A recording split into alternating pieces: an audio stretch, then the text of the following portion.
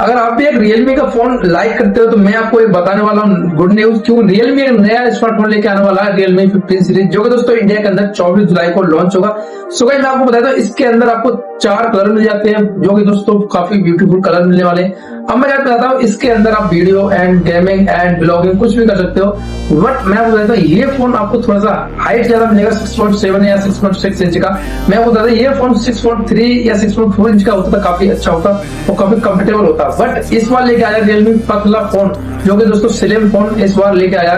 मैं आपको बताता हूँ, ये फोन काफी अच्छा रहने वाला है मार्केट के अंदर। ये 24 जुलाई को लॉन्च होगा। मैं आपको बताता हूँ, ये फोन आपको एक बार चेकआउट जरूर करना चाहिए।